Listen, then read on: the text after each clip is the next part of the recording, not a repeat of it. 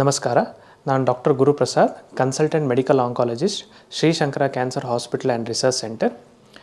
ಇವತ್ತು ನಾನು rectal cancer ಬಗ್ಗೆ ಮಾತಾಡ್ತೀನಿ. ಸೊ ರೆಕ್ಟಮ್ ಅಂದರೆ ಏನು? ರೆಕ್ಟಮ್ ಅಂದರೆ ನಮ್ಮದು ದೊಡ್ಡ ಕರಳಿನ ಕೊನೆ ಭಾಗ.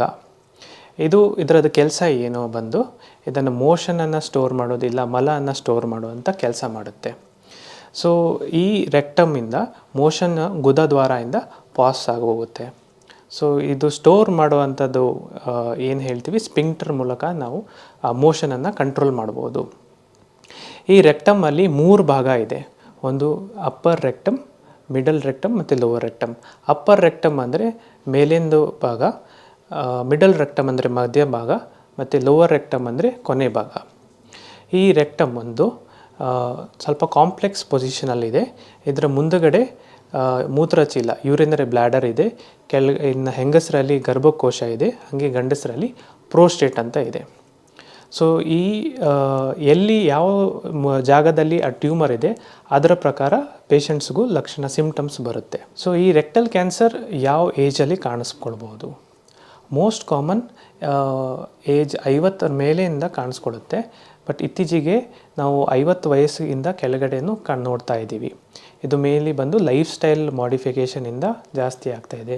ಹಾಗೆ ಕೆಲವರಿಗೆ ಫ್ಯಾಮಿಲಿ ಹಿಸ್ಟ್ರಿ ಅಂದರೆ ಮನೆಯವರಿಗೆ ಕರಳಿದ ಕ್ಯಾನ್ಸರು, ಹಾಗೆ ಗರ್ಭಕೋಶ ಇಲ್ಲ ಬ್ರೆಸ್ಟ್ ಕ್ಯಾನ್ಸರು ಆ ಥರ ಇದ್ದಿದ್ದರೆ ಅಂಥವರಿಗೆ ಸ್ವಲ್ಪ ಜೆನೆಟಿಕ್ ಕಾಯಿಲೆ ಇರೋದರಿಂದ ಸ್ವಲ್ಪ ಬೇಗ ಬರ್ಬೋದು. ರೆಕ್ಟಲ್ ಕ್ಯಾನ್ಸರಲ್ಲಿ ಏನು ಸಿಮ್ಟಮ್ಸ್, ಯಾವ ಥರ ಸಿಮ್ಟಮ್ಸ್ ಬರ್ಬೋದು? ಸೊ ಇದರಲ್ಲಿ ಮೋಸ್ಟ್ ಕಾಮನ್ ಬಂದು ಮೋಷನಲ್ಲಿ ಬ್ಲಡ್ ಹೋಗೋದು, ಮತ್ತು ಮೋಷನ್ ಗಟ್ಟಿಯಾಗಿ ಕಾನ್ಸ್ಟಿಪೇಷನ್ ಆಗೋದು, ಲೂಸ್ ಮೋಷನ್ ಆಗೋದು, ಕಾನ್ಸ್ಟಿಪೇಷನು ಲೂಸ್ ಮೋಷನ್ ಆಲ್ಟರ್ನೇಟ್ ಆಗಿ ಬರೋದು.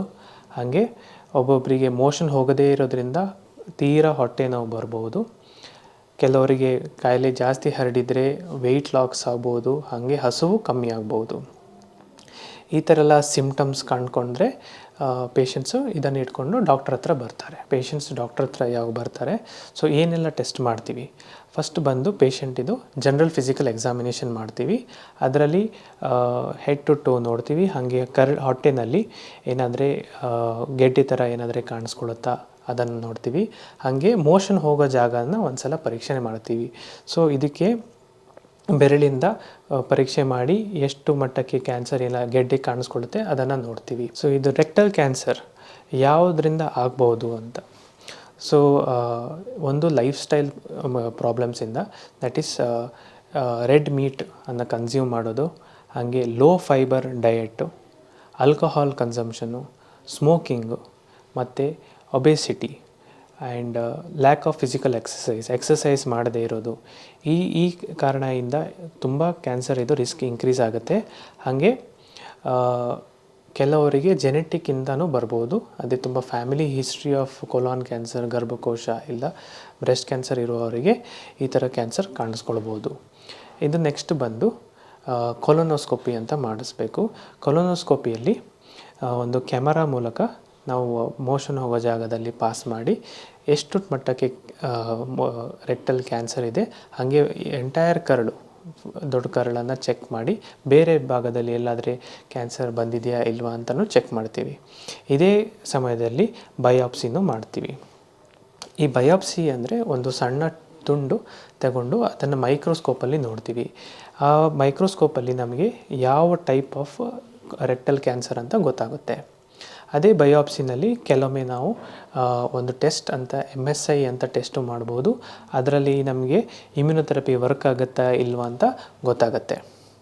ಒಂದು ಸಲ ನಮಗೆ ರೆಕ್ಟಲ್ ಕ್ಯಾನ್ಸರ್ ಬಂದಿದೆ ಅಂತ ಗೊತ್ತಾದಮೇಲೆ ನೆಕ್ಸ್ಟ್ ಬಂದು ನಾವು ಸ್ಟೇಜಿಂಗ್ ವರ್ಕಪ್ ಮಾಡ್ತೀವಿ. ಈ ಸ್ಟೇಜಿಂಗ್ ವರ್ಕಪ್ ಅಂದರೆ ಏನು, ಯಾವ ಸ್ಟೇಜಲ್ಲಿ ಕ್ಯಾನ್ಸರ್ ಇದೆ, ಎಲ್ಲೆಲ್ಲಿ ಕ್ಯಾನ್ಸರ್ ಹರಡಿದೆ ಅದನ್ನು ನೋಡೋಕ್ಕೆ ಮಾಡ್ತೀವಿ. ಸೊ ಫಸ್ಟ್ ಬಂದು MRI scanning. MRI local scanning ಮಾಡಿ ಎಷ್ಟು ಭಾಗ ಇನ್ವಾಲ್ವ್ ಆಗಿದೆ ಗೊತ್ತಾಗುತ್ತೆ. ತದನಂತರ CT ಸ್ಕ್ಯಾನ್ನು ಮಾಡ್ತೀವಿ. ಅದರಲ್ಲಿ ಲಂಗ್ಸು ಮತ್ತು ಲಿವರ್ ಎಷ್ಟು ಮಟ್ಟಕ್ಕೆ ಇನ್ವಾಲ್ವ್ ಆಗಿದೆ ಅದನ್ನು ನೋಡ್ತೀವಿ. ಕೆಲವರಿಗೆ ತುಂಬ ಸಿಮ್ಟಮ್ಸ್ ಇತ್ತು ಅಂದರೆ PET ಸ್ಕ್ಯಾನು ಮಾಡಿಸ್ತೀವಿ. ಸೊ ಒಂದು ಸಲ ಸ್ಕ್ಯಾನಿಂಗ್ ಆದಮೇಲೆ ನಮಗೆ ಗೊತ್ತಾಗುತ್ತೆ ಯಾವ ಸ್ಟೇಜ್ನಲ್ಲಿ ಇದೆ ಅಂತ. ಸೊ ಸ್ಟೇಜ್ 1ಇಂದ ಸ್ಟೇಜ್ 3 ಅಲ್ಲಿ ತನಕ ನಾವು ಕ್ಯೂರೇಟಿವ್ ಆಪ್ಷನ್ಸನ್ನು ನೋಡ್ಬೋದು. ಸ್ಟೇಜ್ 4ಅಲ್ಲೂ ಕೆಲವೊಮ್ಮೆ ಲಿವರ್ಗೆ ಇಲ್ಲ ಒಂದೋ ಎರಡು ಲಿವರಿಗೆ ಸ್ಪ್ರೆಡ್ ಆಗಿದೆ, ಲಂಗಿಗೆ ಸ್ಪ್ರೆಡ್ ಆಗಿದೆ ಅಂದ್ರೂ ಆಪರೇಟ್ ಮಾಡಿ ತೆಗಿಬಹುದು. ಸೊ ಈ ರೆಕ್ಟಲ್ ಕ್ಯಾನ್ಸರಲ್ಲಿ ಟ್ರೀಟ್ಮೆಂಟ್ ಆಪ್ಷನ್ ಬಂದು ಮಲ್ಟಿ ಡಿಸಿಪ್ಲಿನರಿ ಅಪ್ರೋಚ್ ಬೇಕು. ಇದರಲ್ಲಿ ಸರ್ಜನ್ಸು ಇಂಪಾರ್ಟೆಂಟ್ ರೋಲ್ ಪ್ಲೇ ಮಾಡ್ತಾರೆ, ರೇಡಿಯೇಷನ್ ಆಂಕಾಲಜಿಸ್ಟು ಮತ್ತು ಕೀಮೋಥೆರಪಿ. ಸೊ ಈ ಕ್ಯಾನ್ಸರ್ ಯಾವ ಭಾಗದಲ್ಲಿ ಇನ್ವಾಲ್ವ್ ಆಗಿದೆ ಅದರ ಪ್ರಕಾರ ಅದರ ಟ್ರೀಟ್ಮೆಂಟು ಚೇಂಜ್ ಆಗುತ್ತೆ. ಒಂದು ವೇಳೆ ಅಪ್ಪರ್ ರೆಕ್ಟಮ್ ಮೇಲೆ ರೆಕ್ಟಮ್ ಭಾಗ ಇಲ್ಲ ಮಧ್ಯ ರೆಕ್ಟಮ್ ಭಾಗದಲ್ಲಿತ್ತು ಅಂದರೆ ಕೆಲವೊಮ್ಮೆ ಡೈರೆಕ್ಟ್ ಸರ್ಜರಿ ಮಾಡ್ತೀವಿ. ಸರ್ಜರಿ ಮಾಡಾದಮೇಲೆ ಮತ್ತೆ ರೇಡಿಯೇಷನ್ ಥೆರಪಿ ಇಲ್ಲ ಪ್ಲಸ್ ಕೀಮೋಥೆರಪಿ ಕೊಡ್ತೀವಿ. ಅದೇ ಒಂದೊಂದು ಪೇಷಂಟಿಗೆ ಕೊನೆ ರೆಕ್ಟಮಲ್ಲಿ ಲೋವರ್ ರೆಕ್ಟಮಲ್ಲಿ ಇನ್ವಾಲ್ವ್ ಆಯಿತು ಅಂದರೆ ಆ ಟೈಮಲ್ಲಿ ಸ್ಪಿಂಕ್ಟರ್ ಪ್ರಿಸರ್ವೇಷನ್ ಮಾಡೋಕ್ಕೆ ಕಷ್ಟ ಆಗುತ್ತೆ. ಆ ಸಿನಾರಿಯೋಲ್ಲಿ ಫಸ್ಟ್ ರೇಡಿಯೇಷನ್ ಪ್ಲಸ್ ಕೀಮೋಥೆರಪಿ ಕೊಟ್ಟ ಮೇಲೆ ರೆಸ್ಪಾನ್ಸ್ ಯಾವ ಥರ ಇದೆ ಅದರ ಪ್ರಕಾರ ಸರ್ಜರಿಯನ್ನು ಪ್ಲ್ಯಾನ್ ಮಾಡ್ಬೋದು. ಸೊ ಇದರಲ್ಲಿ ಯಾವ ಥರ ಸರ್ಜರೀಸ್ ಇದ್ದಾವೆ, ಒಂದು ಲೋವರ್ ಆ್ಯಂಟೀರಿಯರ್ ರಿಸೆಕ್ಷನ್ ಅಂತ ಹೇಳ್ತೀವಿ.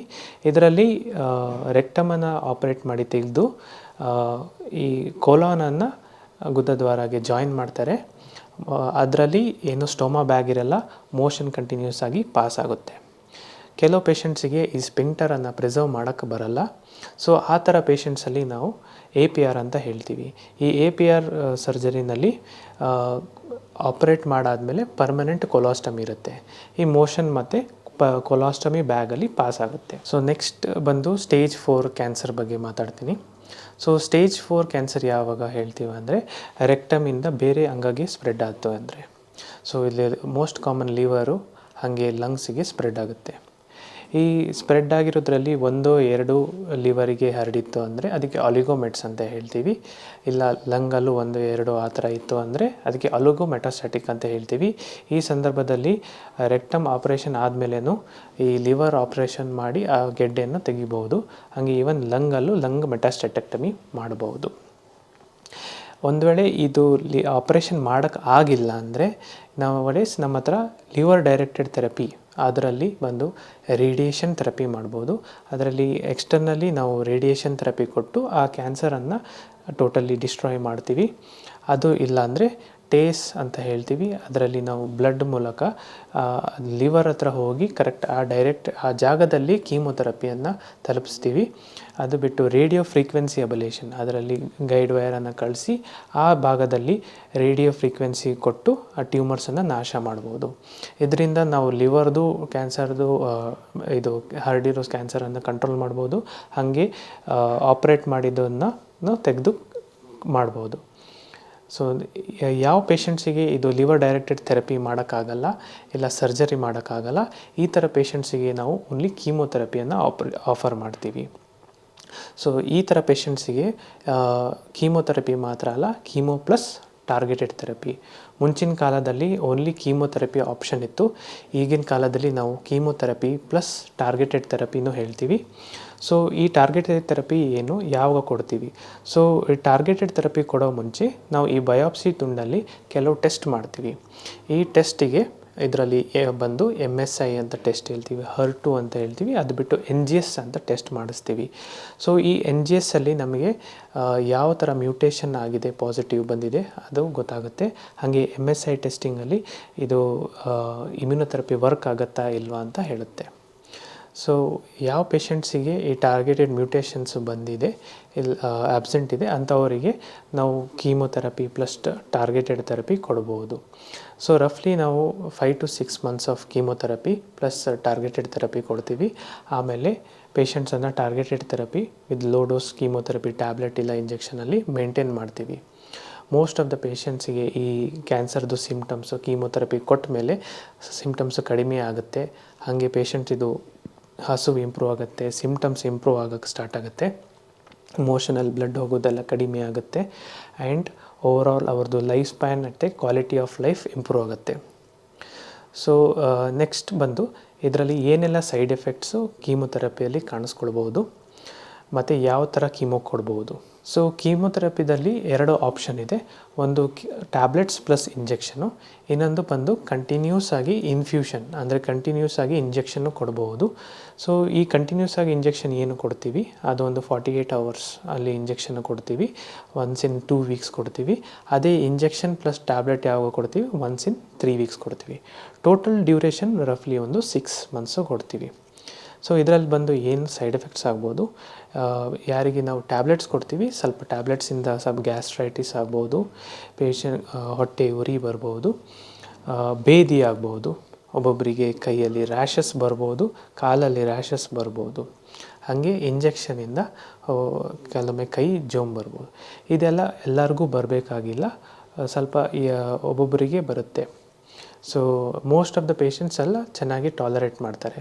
ಹಾಗೆ ಇಂಜೆಕ್ಷನ್ಸು ಮೂಲಕ ಇನ್ಫ್ಯೂಷನ್ ಮೂಲಕ ಏನು ಕೊಡ್ತೀವಿ ಅದರಲ್ಲೂ ಪೇಷಂಟ್ಸ್ ಚೆನ್ನಾಗೇ ಟಾಲರೇಟ್ ಮಾಡ್ತಾರೆ.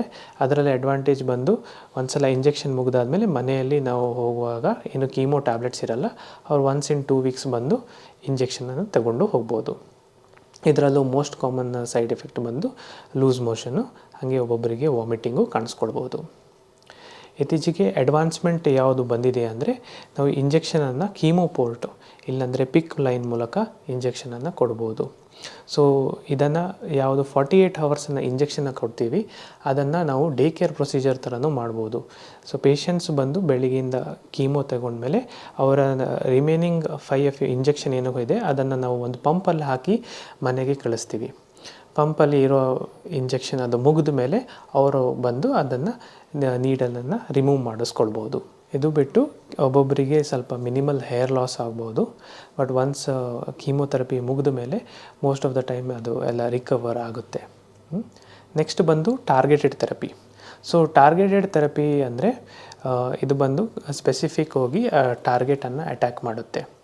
ಸೊ ಇದರಲ್ಲಿ ಅಡ್ವಾಂಟೇಜ್ ಏನಂದರೆ ಮೋರ್ ದೆನ್ ಜನರಲ್ ಕೀಮೋಥೆರಪಿ ಪ್ರತಿಯೊಂದು ಕ್ಯಾನ್ಸರಿಗೆ ಎಫೆಕ್ಟ್ ಮಾಡುತ್ತೆ, targeted more of the cancer ಸೆಲ್ಸಿಗೆ ಹೋಗಿ ಎಫೆಕ್ಟ್ ಮಾಡುತ್ತೆ. ಇದರಲ್ಲಿ ಏನೆಲ್ಲ ಸೈಡ್ ಎಫೆಕ್ಟ್ಸ್ ಕಾಣಿಸ್ಕೊಳ್ಬೋದು, ಒಬ್ಬೊಬ್ಬರಿಗೆ ರ್ಯಾಷಸ್ ಕಾಣಿಸ್ಕೊಳ್ಬೋದು, ಮತ್ತು ಒಬ್ಬೊಬ್ಬರಿಗೆ BP ಜಾಸ್ತಿ ಆಗ್ಬೋದು. But most of the patient ಚೆನ್ನಾಗಿ ಟಾಲರೇಟ್ ಮಾಡ್ತಾರೆ ಆ್ಯಂಡ್ ಸೈಡ್ ಎಫೆಕ್ಟ್ ಅಷ್ಟೊಂದು ಮ್ಯಾನೇಜಬಲ್ ಇದೆ. ಸೊ ಅದನ್ನು ವರಿ ಮಾಡಬೇಕಾಗೇನಿಲ್ಲ. ಈ ಟಾರ್ಗೆಟೆಡ್ ಥೆರಪಿ ಅಂದ್ರೇನು, ಇದನ್ನು ಗ್ಲೂಕೋಸಲ್ಲಿ ಕೊಟ್ಟಿದ್ದಂಗೆ ಇನ್ಫ್ಯೂಷನ್ ಥರ ಬ್ಲಡ್ಡಲ್ಲೇ ಕೊಡೋದು. ಇದೇನು ಸಪ್ರೇಟಾಗಿ ಏನು ಆಪ್ರೇಷನ್ ಇಲ್ಲ ಆ ಥರ ಅದು ಏನೂ ಇಲ್ಲ, ಡೈರೆಕ್ಟಾಗಿ ಗ್ಲೂಕೋಸಲ್ಲೇ ಕೊಡ್ತೀವಿ, ಕೀಮೋ ಜೊತೆನೇ ಕೊಡ್ತೀವಿ. ನೆಕ್ಸ್ಟ್ ಬಂದು ಇಮ್ಯುನೊಥೆರಪಿ ಆಪ್ಷನ್. ಇಮ್ಯುನೊಥೆರಪಿ ಆಪ್ಷನ್ ಎಲ್ಲರಿಗೂ ಕೊಡೋಕ್ಕೆ ಬರಲ್ಲ. ಯಾರಿಗೆ MSI ಹೈ ಅಂತ ಒಂದು ಟೆಸ್ಟಲ್ಲಿ ಪಾಸಿಟಿವ್ ಬಂದಿದೆ ಅಂಥವರಿಗೆ ಇಮ್ಯುನೊಥೆರಪಿ ಆಫರ್ ಮಾಡ್ತೀವಿ. ಇಮ್ಯುನೊಥೆರಪಿ ಅಂದರೆ ಏನು, ಇಮ್ಯುನೊಥೆರಪಿನೂ ಒಂಥರ ಇಂಜೆಕ್ಷನ್ನೇ. ಅದು ನಮ್ಮ ಬಾಡಿ ಇಮ್ಯುನಿಟಿ ಆ್ಯಕ್ಟಿವೇಟ್ ಮಾಡುತ್ತೆ ಟುವರ್ಡ್ಸ್ ದಿ ಕ್ಯಾನ್ಸರ್ ಸೆಲ್ಸ್ಗೆ ಆ್ಯಕ್ಟಿವೇಟ್ ಮಾಡುತ್ತೆ. ಸೊ ಇದರ ಯಾರಿಗೆ ಇದು MSI ಹೈ ಇದೆ ಅವರಿಗೆ ಚೆನ್ನಾಗಿ ರೆಸ್ಪಾನ್ಸ್ ಬರುತ್ತೆ. ಒಬ್ಬೊಬ್ಬರಿಗೆ ಕಂಪ್ಲೀಟಾಗಿ ಫುಲ್ ರೆಸ್ಪಾನ್ಸ್ ಬಂದು PET ಸ್ಕ್ಯಾನಲ್ಲಿ ನೋಡ್ತೀವಲ್ಲ ಅದರಲ್ಲಿ ಕಂಪ್ಲೀಟಾಗಿ ರೆಸ್ಪಾನ್ಸ್ ಬರುತ್ತೆ.